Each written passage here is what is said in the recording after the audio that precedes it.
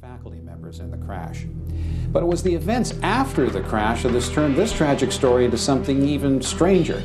The survivors who managed to get off the plane. For a sequel to a film as gigantic as Final Destination, Final Destination 2 actually took a while to be released.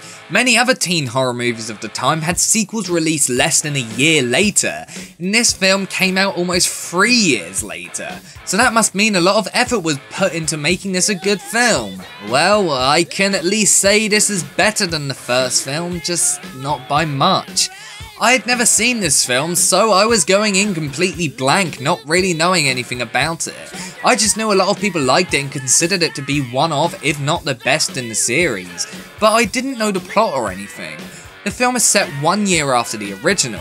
We see college student Kim on her way to Daytona for spring break with her friends. On the way, she has a premonition that they're all going to die in a horrific car crash. An incredibly over-the-top car crash, that is. I mean, Jesus Christ, how many explosions do there have to be? I'm pretty sure there wouldn't be that many explosions. Was this film directed by Michael Bay? After the premonition, Kim parks her car on the entrance ramp, stopping people from going in and dying. A police officer known as Tom goes over to her and asks her to move.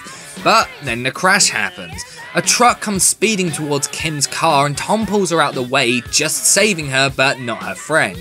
Then of course they start slowly dying off. But because of the events of the first film being widely publicised, the people are much more aware and are trying to remain safe. Kim asks help from Cliff from the first movie, who is the only survivor. They briefly say that Alex from the first movie was killed by a falling brick. A falling brick. He managed to survive getting electrocuted and yet he was killed by a fucking brick. The thing I like about this film is it manages to do what the first film did well, even better. The tension is much higher and there are a couple of scenes where you are on the edge of your seat expecting someone to die. That did happen in the first film, but it was nowhere near as effective as it was in this movie. The deaths in this movie are a lot better too.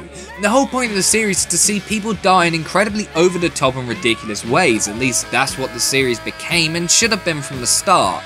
This film takes it in the right direction and the deaths, although not incredibly creative, are much better than in the first movie. This film has much more of a sense of humour than the first film did. Although it does try to be serious in many places, you can tell that the filmmakers are just trying to have fun with the film and it definitely makes the movie more enjoyable. But the film is quite problematic. For me, the biggest problem I have with the film is how uninteresting the characters are. I didn't care too much for the characters in the first film, but at least they were kind of likeable in a way.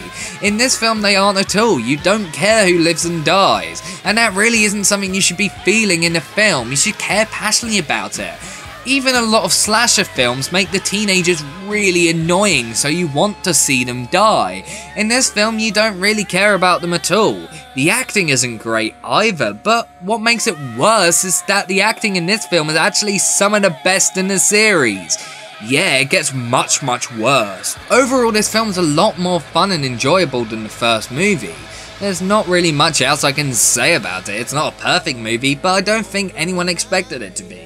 I give Final Destination 2 a 7.5 out of 10.